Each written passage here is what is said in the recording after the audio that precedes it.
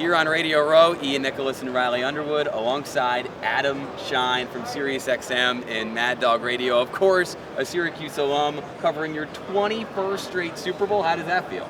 Makes me feel old. I mean, I remember when I was at WAER, I wish we had the opportunity to go to Super Bowls like you guys can, which is pretty remarkable. But, you know, it's wild. And, you know, I'm lucky. I work for great people and great company, Sirius XM. My first Super Bowl was the Patriots and the Eagles in the Donovan McNabb threw-up Super Bowl. Right. So, you know, bring it back to Syracuse, and I was there as a student for Donovan's 4 years, and, you know, it's crazy. That was in Jacksonville, and now we're in New Orleans, second time for us in New Orleans, and it's just been, it's amazing. 21 straight Super Bowls here for Shine On Sports and Sirius XM and Mad Dog Sports Radio. That's awesome. So what's the best one? The best one, the best week? Well, Miami in 2020, before you knew what the rest of 2020 was going to look like, that was an incredible in-moment Super Bowl. I loved the LA Super Bowl. Thrilled that it's going back. That was incredible. That was a ton of fun, and they put on a great show in Los Angeles.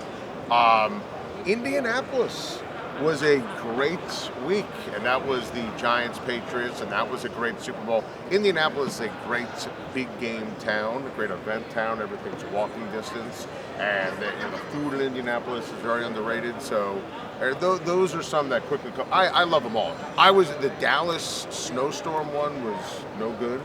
That was no good. And I mean, it's not Syracuse. They don't know how to handle it down there. They couldn't do it. That was no good. But, you know, I appreciate all of them. But LA, they should always have a Super Bowl in LA, always have a Super Bowl in Miami. Those, to me, were the ultimate venues for the Super Bowl. So touching quickly on the matchup for this Super Bowl, obviously rematch of a couple of years ago with Chiefs-Eagles. It could have easily, though, been a team close to Central New York and Buffalo, but wasn't that such a crazy game? Buffalo and Kansas City. Beyond. And, you know, it's interesting. A lot of people, my son, Theo, who's 9, is a big Bills fan. And, you know, growing up, when I was playing Tecmo Bowl, and I grew up as a Giants fan, I lost all my fandom as, you know, doing what I do for a living. Right. Also, part of it, I'm going to answer the question. This all relates. No, go fire away. When Donovan McNabb got drafted by the Eagles, I was like, it's kind of difficult rooting against Donovan McNabb. So there were like a couple of things that really impacted my fandom. So my first job out of Syracuse was for the now defunct WHEN and WSYR. And one of the things they let me do, the local Fox affiliate, was pick what games they would show and who is Central New York's team. And at the time, it was Giants on Fox or Eagles with McNabb on Fox.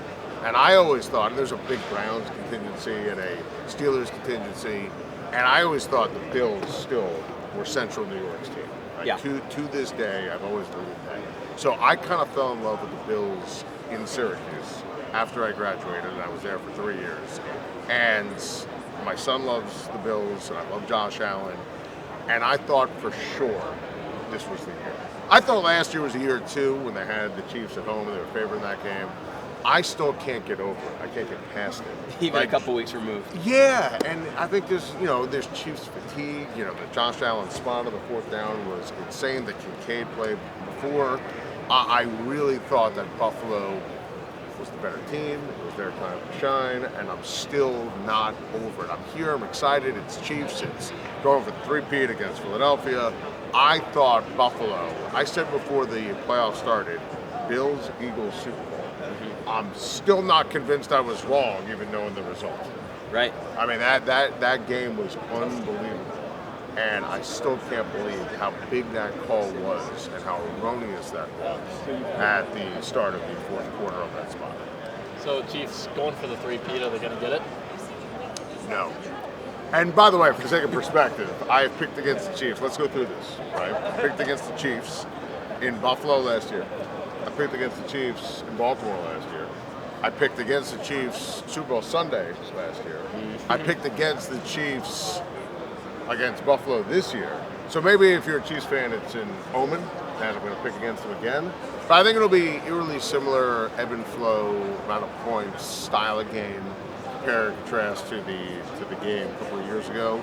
Last time it was 38-35. I'm going to go with 34-31. Okay. Philadelphia, who I think was the best team in the NFL talent-wise, and I've said that all year, and I think they're going to win the Super Bowl. Right, the cream rises to the crop. Our last question for you. Let's bring it back to Syracuse, because you brought up how you keep picking against the Chiefs. Didn't you just do a little collaboration with your good buddy and Chiefs superfan Nick Wright? Yes, that is true. Go? That was amazing. I mean, Nick is, I don't even have to book him. He just texts me. You know, we went into the WAR Hall of Fame in the same class. Love Nick. He's fantastic. He's special. He's sensational. And obviously, he doesn't think there's anything wrong with that spot for Josh Allen. So he's wrong. Everyone's entitled to be wrong. Nick just happened to be wrong. It's just awesome, though, that you two know each other so well, did so much great things at AER for that sports talk department, and now you can do it on this kind of stage.